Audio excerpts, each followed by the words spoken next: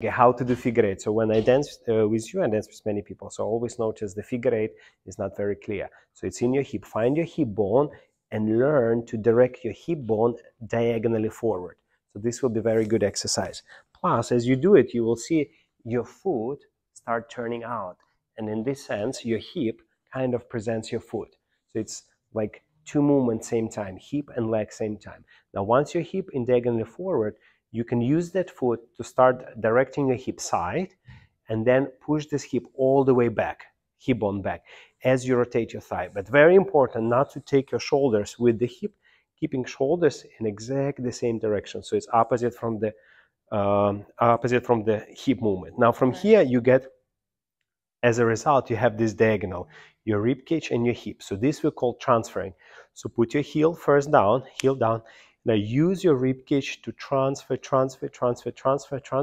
And as you transfer, as your rib cage get over the heel, over the middle of the foot, over ball of the foot, here you control how high, how long, depends on the timing, how long you want to control, delay this hip.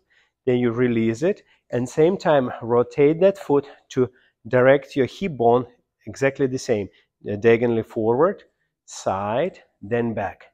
Now from here you have this diagonal, so this is called transferring. So you transfer, then you have hip forward, side, back. Transfer, hip forward, side, back. Transfer, forward, side, back. Transfer. Now, movement of the hip forward, we call it pendulum change. So this is called pendulum change because hip is like this, move like a clock, pendulum change. Now, as you move your hip side, we more call it compression. So you start to compress and your hip start going side. And as hip going back, we call it rotation. So you have a pendulum, you have a compression, you have a rotation. And now from here, we have most important transferring. Pendulum, compression, rotation. So you have four major actions.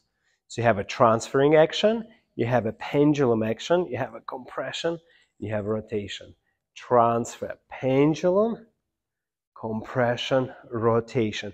Now again, every of this section are very, you can study it separately. How to transfer? You can transfer slowly with the delayed hip, or you can transfer a little bit faster, release the hip, let that hip get a little bit faster over the leg. So say when you do round bound, count 4-1, you want to delay that hip, go 4 and 1 and. If you're doing cha-cha on count 1, you want to transfer, change pendulum much faster. Then you have a compression, rotation. Transfer, pendulum, compression, rotation. Transfer, pendulum, compression. So in a way, figure eight will be a result of these four actions. Now, if we talk about rumba, we're doing quick, quick, slow. Here, you're not going to lift your feet. You're going to go pendulum, compression, rotation, partial transfer, pendulum, compression, rotation. And then the last one, you're going to really transfer a lot. Pendulum, compression, rotation. So 2 feet on the floor.